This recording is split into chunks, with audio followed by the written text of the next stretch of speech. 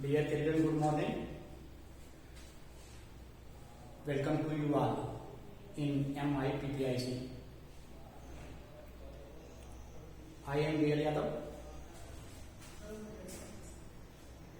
Seeing my dress, you cannot say that he is English teacher. But I shall teach you English. In English, first of all, I shall teach you English grammar. In English grammar, first I shall discuss on narration. Narration यानी direct and indirect narration, प्रत्यक्ष और अप्रत्यक्ष वर्णन. अब देखना है कि प्रत्यक्ष वर्णन क्या है, अप्रत्यक्ष वर्णन क्या है. तो प्रत्यक्ष वर्णन क्या है, डायरेक्ट नरेशन क्या है. तो देखो, हिंदी में किसी की कही हुई बात को जब हम ज्यों का त्यों कर देते हैं तो वो डायरेक्ट नरेशन है, प्रत्यक्ष वर्णन है. जैसे अभी हमने कहा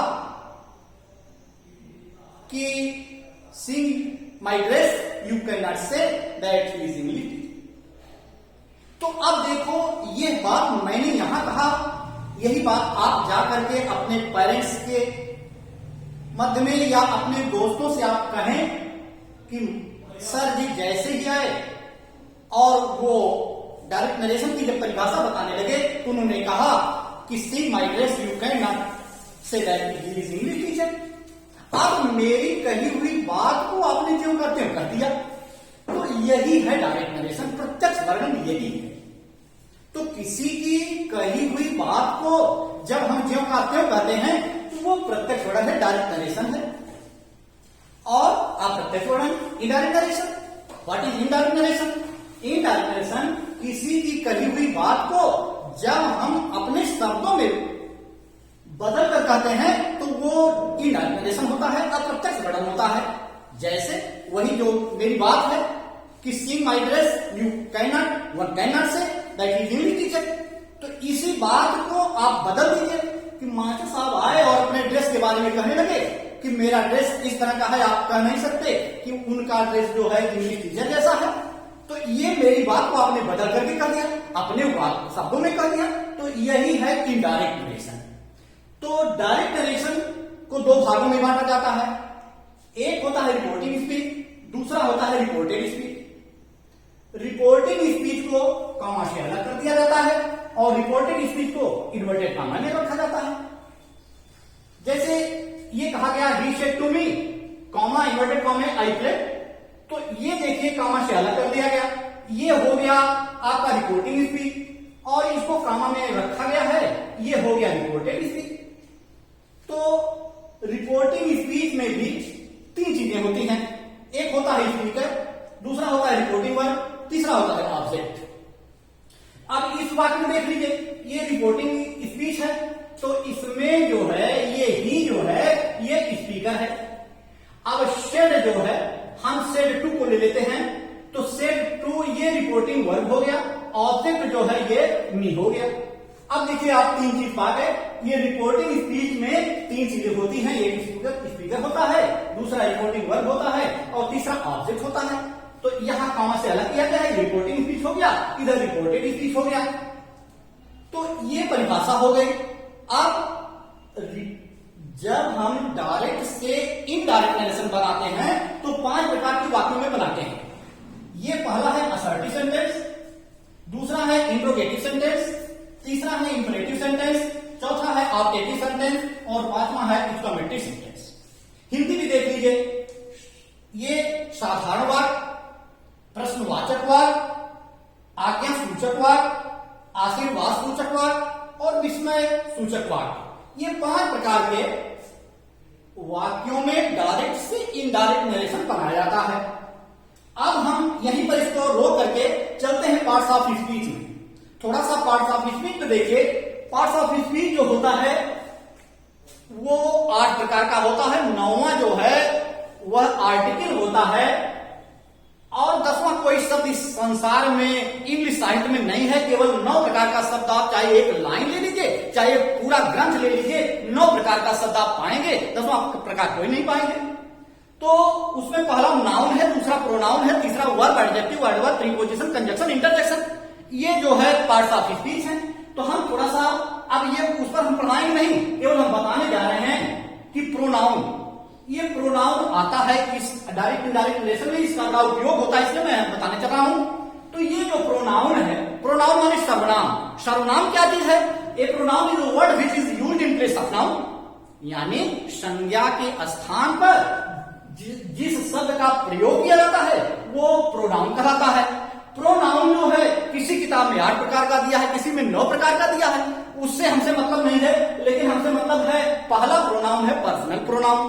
पर्सनल प्रोनाउन माने होता है पुरुषवाचक सर्वनाम, और इसमें केवल 6 शब्द होते हैं, और कभी कभी 7वां शब्द इट का प्रयोग भी कर दिया जाता है ये पर्सनल प्रोनाउन में, लेकिन विशेष रूप से ये 6 शब्द ही होते हैं। आई, वी, यू, ही, सी, दे, ये सब्जेक्ट हैं।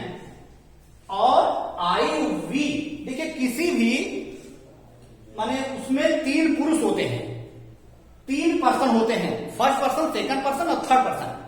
प्रथम पुरुष, मध्यम पुरुष, उत्तम पुरुष आप लोग हिंदी और संस्कृत में पढ़े हैं, तो अंग्रेजी उसी तरह से फर्स्ट पर्सन, सेकंड पर्सन और थर्ड पर्सन।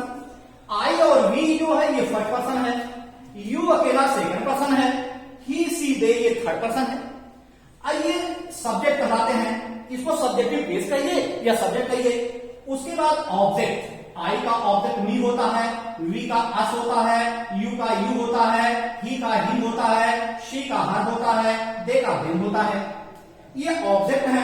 और ये जो है ये पॉजेसिव केस के अंतर्गत आते हैं। आई का माई, वी का आवर, यू का योर, ही का हिज, सी का हर, दे का दियर। देखिए सबका अर्थ अलग अलग है। माई माने मेरा, और माने हमारा, योर माने आपका, हिज माने उसका, हर माने उसकी, दियर माने उन लोगों का।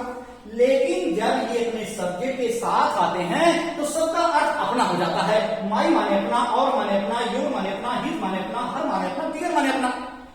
जैसे आई रीड माई बुक, मैं अपनी किताब पढ़ता हूं, वी रीड आवर बुक, हम अपनी किताब पढ़ते हैं, यू रीड योर बुक, आप अपनी किताब पढ़ते हैं, ही रीड्स हिज बुक, वो अपनी किताब पढ़ता है, सी रीड्स हर बुक, वो अपनी किताब पढ़ती है, दे रीड देयर बुक्स, वे अपनी किताब पढ़ते हैं। तो ये बस यहीं पर हम इसको बंद करते हैं। अब आते हैं, क्योंकि इसी का उपयोग इसमें होगा। तो देखो अब ये 5 प्रकार का जो सेंटेंस है, उस 5 प्रकार के सेंटेंस में पहला है असर्टिव सेंटेंस। अब हम असर्टिव सेंटेंस बताने चल रहे हैं। जैसे ये कहा गया, he said to me, I inverted comma में आई प्ले, उसने मुझसे कहा मैं खेलता हूं। फिर दूसरा वाक्य है I said to him, comma inverted comma में यू आर प्लेइंग, आप खेल रहे हैं। तीसरा वाक्य है he said to me, comma inverted comma में ही हैज प्लेड, वह खेल चुका है। तो देखो इसमें हम परिवर्तन करने चल रहे हैं। तो देखो सबसे पहले जब हम डायरेक्ट से इनडायरेक्ट बनाते हैं तो रिपोर्टिंग वर्ब, अगर रिपोर्टिंग वर्ब पास्ट टेंस में है तो यहां सेड टू के स्थान पर टोल्ड हो जाता है। अगर यह जैसे सेड टू होता तो टेल्स हो जाता, विल से होता, साइड से होता तो वही रहता। तो इसमें देखिए यहां पर सेड टू है, पास्ट टेंस में है, तो इसके स्थान पर हम टोल्ड लिख देते हैं। ये सेड टू मैंने इसलिए जोड़ दिया कि टेल के बाद किसी भी प्रीपोजिशन का प्रयोग नहीं होता।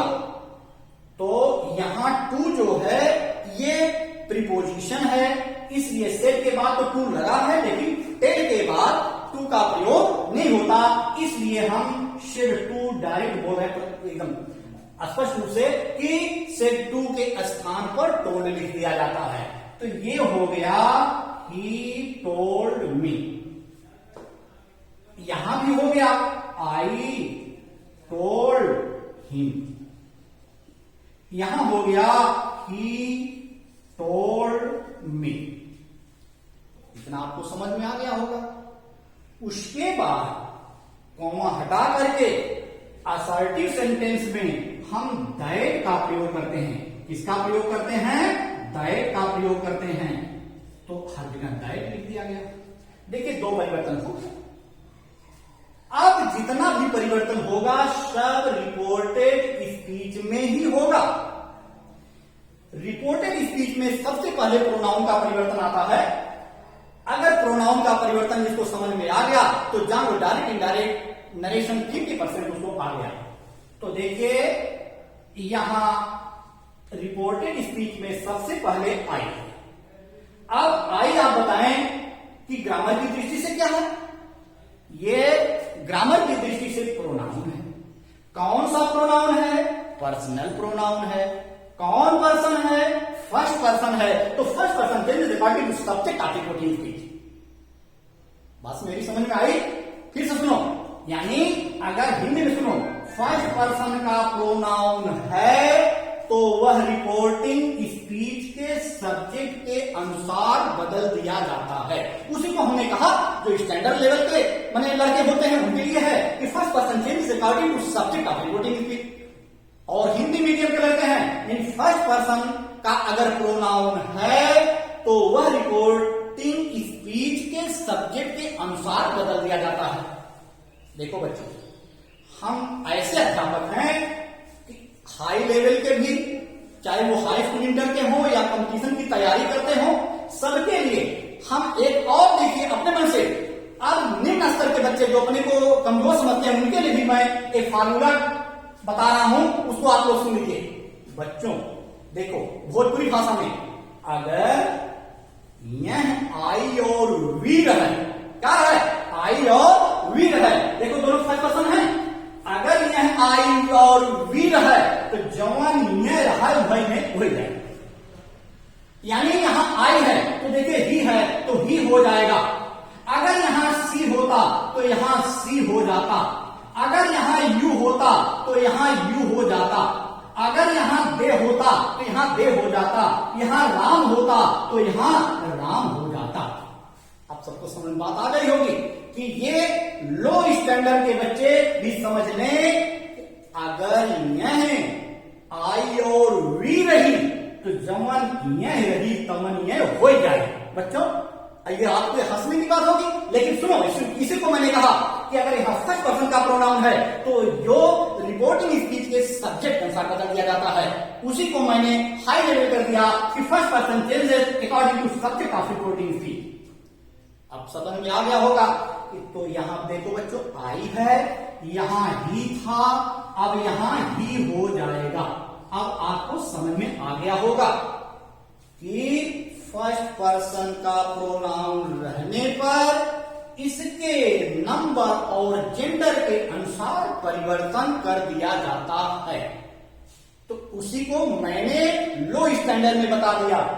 ये सभी बच्चे ध्यान दें कि यदि यहां पर आई और वीर है तो जो यहां रहे वही यहां लिख दिया गया। सीधी सी बात है। अब तो सबको समझ में आ गया होगा। अब देखिए वर्ब का परिवर्तन अभी छोड़े रहिए, नीचे आ जाइए। अब देखिए यहां नीचे यू है। यू ग्रामर की दृष्टि से क्या है? देख लो वहां लिखा गया है प्रोनाउन है। कौन सा प्रोनाउन है? पर्सनल प्रोनाउन है। कौन पर्सन है? सेकंड पर्सन है। Second person regarding to object of reporting speech. यानी सेकंड पर्सन का प्रोनाउन है तो वह रिपोर्टिंग स्पीच के ऑब्जेक्ट के अनुसार बदला जाता है। यानी फिर देखो लो स्टैंडर्ड में देख लो थोड़ा सा, अगर यह यू रहे, अगर यह यू रहे तो जो यहां रहे वही उसका यहां सब्जेक्ट लिखो। जैसे यहां हिम है तो यहां ही हो जाएगा। यहां हर है तो यहां सी हो जाएगा। यहां मी है तो यहां आई हो जाएगा। यहां देम है तो यहां दे हो जाएगा। देखो बच्चों, यानी यू सेकंड पर्सन है। Second person changes according to object of reporting speech. यानी सेकंड पर्सन का प्रोनाउन है तो वह रिपोर्टिंग स्पीच के ऑब्जेक्ट के अनुसार बदला जाएगा। और उससे भी नहीं समझ में आया तो ये हमारे पास समझाने का अलग तरीका है कि अगर यह यू रहे तो जो यहां रहे उसी का यहां सब्जेक्ट लिख देंगे। तो देखो बच्चों, यहां हिम है तो यहां ही हो जाएगा। अब तो हम समझते हैं, समझ में आ गया होगा। अच्छा भाई, अभी देखिए क्रिया का परिवर्तन छोड़ दीजिए, यहां फिर प्रोनाउन पर आ जाइए। प्रोनाउन देखो, ये ही है, ही प्रोनाउन है ग्रामर की दृष्टि से, पर्सनल प्रोनाउन है, थर्ड पर्सन है, देयर इज नो चेंज। अगर थर्ड पर्सन का प्रोनाउन है तो देयर इज नो चेंज, कोई परिवर्तन नहीं होगा, जो रहे वही यहां उतार दीजिए। अगर यहां ही है तो ही उतार दीजिए, सी है तो सी उतार दीजिए, दे है तो दे उतार दीजिए, और कोई नाम होता है वह भी थर्ड पर्सन में होता है, वह भी वही लिख दिया जाता है। तो देखो बच्चों, प्रोनाउन का परिवर्तन यही है कि फर्स्ट पर्सन अगर है तो रिपोर्टिंग स्पीच के सब्जेक्ट अनुसार बदला जाएगा, सेकंड पर्सन का प्रोनाउन है तो रिपोर्टिंग स्पीच के ऑब्जेक्ट अनुसार बदला जाएगा, थर्ड पर्सन का प्रोनाउन है उसमें कोई परिवर्तन नहीं किया जाएगा। अब आप देख लीजिए, जानने लग गया, आई है तभी ही, यू है तभी ही है तभी ही, हर जगह हो गया सभी। तो वही उसी को हमने कहा कि first person changes regarding to subject of reporting speech, second person changes regarding to object of reporting speech, third person there is no change. तो ये प्रोनाउन का परिवर्तन है, इतना आप लोग पढ़िए। आज बस इतना ही, वर्ब का परिवर्तन मैं कल बताऊंगा, अगले वीडियो में भेजूंगा। धन्यवाद।